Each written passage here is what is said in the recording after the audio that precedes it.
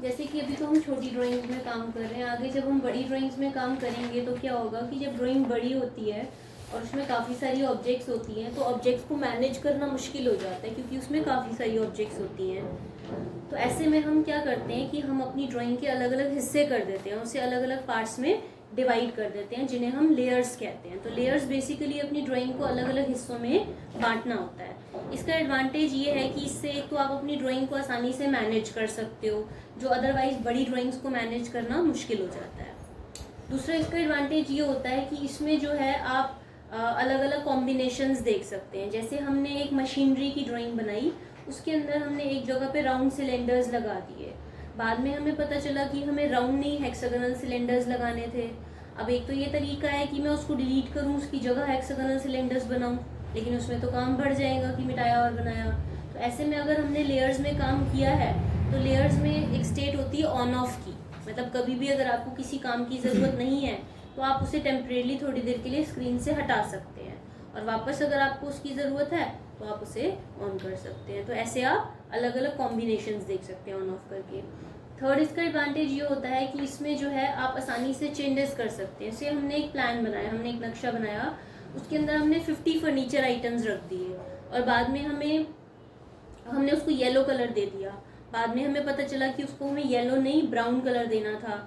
अब एक तो ये तरीका है कि मैं एक एक में जा के चेंज करूं, बट उसमें तो टाइम ज़्यादा लग जाएगा अगेन। ऐसे में अगर हमने लेयर्स में काम किया है तो लेयर्स में हम क्या करेंगे कि हम डायरेक्टली उसका लेयर का कलर चेंज कर देंगे। जितनी भी ऑब्जेक्ट्स, चाहे 100 है 1000 है, जितनी भी ऑब्जेक्ट उस लेयर में बनी है सभी का एक साथ कलर चेंज हो जाएगा। ठीक है, तो ये इसकी कुछ एडवांटेजेस हैं जिसकी वजह से हम लेयर्स का काफ़ी ज़्यादा यूज़ करते हैं। बड़ी ड्राइंग्स बिना लेयर्स के नहीं बन पाती। तो पहले आप लेयर्स की डेफिनेशन नोट कर लीजिए। Layers are transparent electronic sheets. Layers are transparent electronic sheets which are used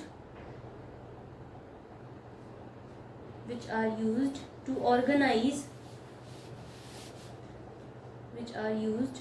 organize the work in a proper manner.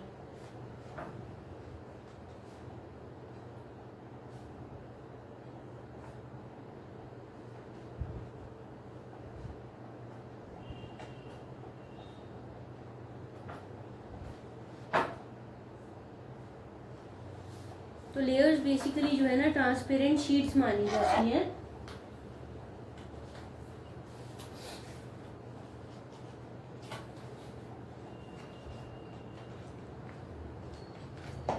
देखो जैसे मेरे पास ये कुछ ट्रांसपेरेंट शीट्स हैं प्लास्टिक की, ठीक है। मैंने इन सब पे कुछ ना कुछ काम किया हुआ है, सब पे ड्राइंग बनाई हुई है कुछ, और मैंने इनको एक के ऊपर एक रख दिया। तो हमें काम तो सारा दिखाई दे रहा है ना, क्योंकि ट्रांसपेरेंट है, आर पार दिखाई दे रहा है, लेकिन काम तो हम सिर्फ उस पर कर पाएंगे जो सबसे ऊपर है। बिल्कुल सेम यही कंसेप्ट लेयर्स का भी है। लेयर्स को हम ट्रांसपेरेंट शीट्स मान के चलते हैं जिन सब पे हमने कुछ काम किया। हमें सारा काम विजिबल रहता है, बट काम हम सिर्फ उस पर कर पाते हैं जो करंट लेयर होती है। ठीक है, तो लेयर्स के लिए शॉर्टकट LA है, और ये सारी ऑप्शंस यहाँ पे लेयर्स की हैं। तो मैं यहाँ कुछ ऑब्जेक्ट्स बना लेती हूँ और फिर हम उनके ऊपर लेयर्स अप्लाई करेंगे, बना के देखेंगे, लेयर्स अप्लाई करेंगे और बाकी सारी ऑप्शंस यूज़ करेंगे।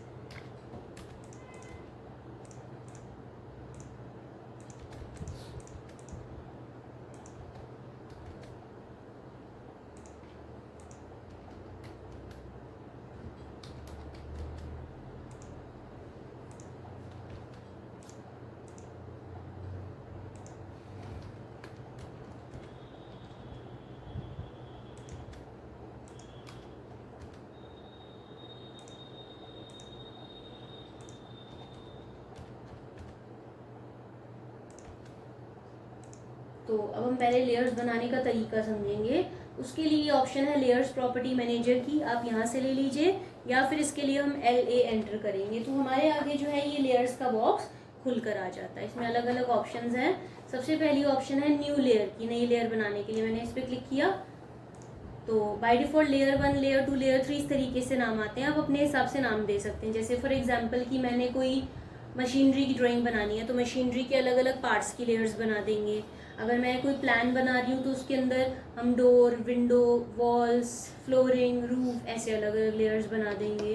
तो हमने यहाँ पे अभी मैं 1 2 3 4 नाम दे रही हूँ, मैंने 1 दिया। इसको हम इन अलग अलग लेयर्स को हम अलग अलग कलर्स प्रोवाइड करते हैं उनमें डिफ्रेंशिएट करने के लिए। तो मैंने इस पर क्लिक किया और यहाँ से कलर चूज़ किया और ओके कर दिया। इनको आप अलग अलग लाइन टाइप्स और लाइन वेट भी दे सकते हैं।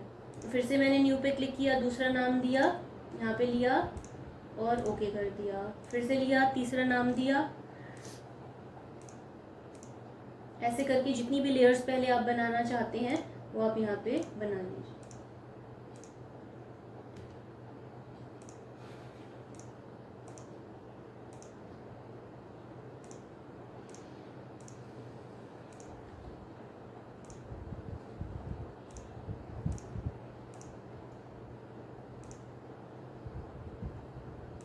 तो मैंने यहाँ पे सपोज ये 8 लेयर्स बना ली और इसको यहाँ से बॉक्स को हटा दिया। आप देखेंगे वही सारी लेयर्स यहाँ पे भी बन गई। अप्लाई करने के 2 तरीके हैं। एक तो ये है कि पहले से मैंने ऑब्जेक्ट्स बना ली और बनाने के बाद मुझे रियलाइज़ हुआ कि इनमें हमें लेयर्स में काम करना था। तो मैंने ऑब्जेक्ट सेलेक्ट किया, यहाँ से गए, लेयर पिक की और एस्केप कर दिया। ऑब्जेक्ट सेलेक्ट किया, लेयर पिक किया, एस्केप कर दिया। इस तरीके से हम इनको अप्लाई करते हैं।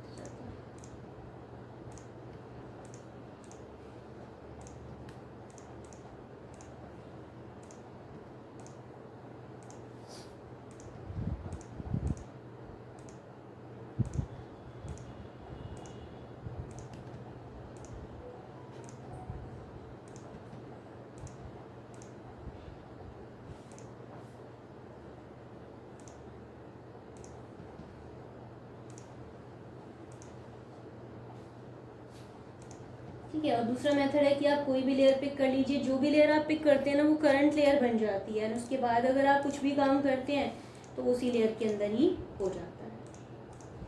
ठीक है। तो इस तरीके से मैंने आपको एडवांटेजेस में बताया था कि इसमें आप अलग अलग कॉम्बिनेशंस देख सकते हैं। सपोज मैंने 1+2 को ज्वाइन कर दिया, एक कॉम्बिनेशन बन गया। 1+2+3 को ज्वाइन कर दिया, एक और कॉम्बिनेशन बन गया। ऐसे अलग अलग लेयर्स को ज्वाइन कर करके हम इसमें अलग अलग कॉम्बिनेशन देख सकते हैं। ऑन ऑफ की स्टेट में अभी आपको बताऊंगी।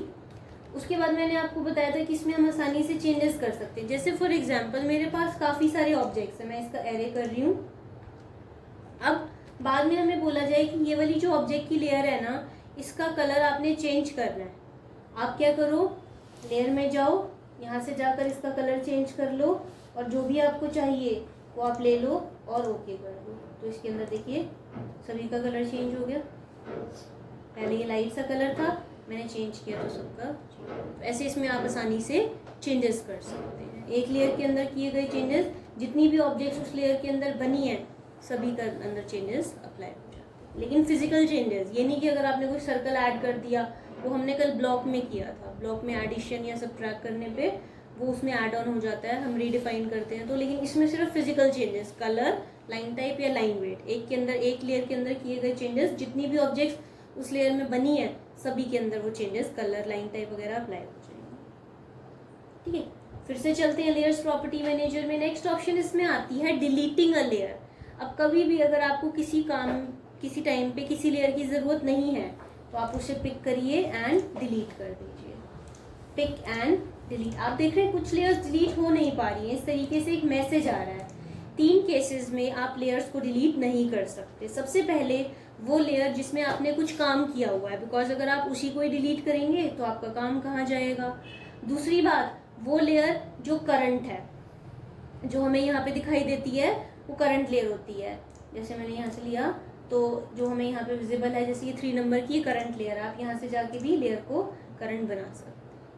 ठीक है, उसको डिलीट। तो 3 केसेस में जिस लेयर में हमने कुछ काम किया है जो करंट है और जो बाय डिफ़ॉल्ट है, इन 3 केसेस में आप लेयर्स को डिलीट नहीं कर सकते। फिर से चलते हैं लेयर्स प्रॉपर्टी मैनेजर में। नेक्स्ट इसमें करंट है। आप कोई भी लेयर पिक करके करंट पे क्लिक करिए, वो करंट बन जाती है, या फिर आप यहाँ से कोई पिक कर लीजिए तो वो करंट बन जाती है। तो ये कुछ बेसिक ऑप्शन थी कि हमने लेयर बनाई, अप्लाई किया, करंट किया और डिलीट किया। इसके अलावा इसमें हमारे पास कुछ और भी ऑप्शंस हैं। एक ऑप्शन इसमें आ जाती है हमारे पास ऑन ऑफ की। जैसे मैंने आपको बताया कि कभी भी अगर आपको किसी लेयर की ज़रूरत नहीं है तो आप उस लेयर को ऑफ कर सकते हैं। ऑफ करने से वो काम टेम्परेरी थोड़ी देर के लिए स्क्रीन से हट जाता है, और वापस अगर आपको उनकी ज़रूरत है तो आप उसे यहाँ से ऑन कर सकते हैं। ऑफ करने से देखिए हट गई टेम्परेली, और अगर चाहिए तो आप इसे यहाँ से ऑन कर लीजिए। तो ये बल्ब है, ऑन ऑफ करने से आ जाती है और चली जाती है। फिर इसमें फ्रीज एंड थॉ आ जाता है। फ्रीज का मतलब होता है जमाना, ठीक है। मैंने यहाँ से सपोज कुछ लेयर्स को फ्रीज कर दिया, अगेन जो फ्रोजन लेयर्स है फिर से वो स्क्रीन से हट गई, और फिर से अगर मुझे उनकी ज़रूरत है तो मैं उन्हें यहाँ से थॉ कर देती हूँ।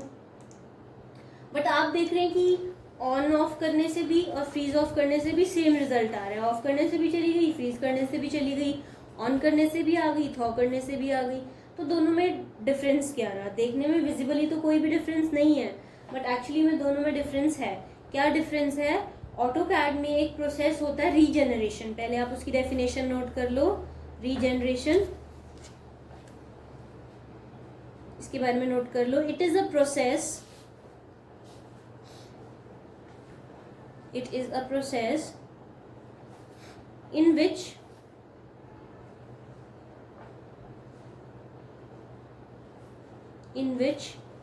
the entire drawing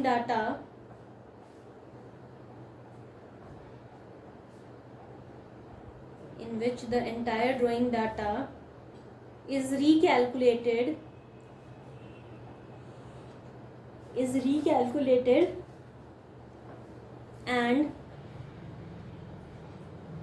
and the screen is refreshed.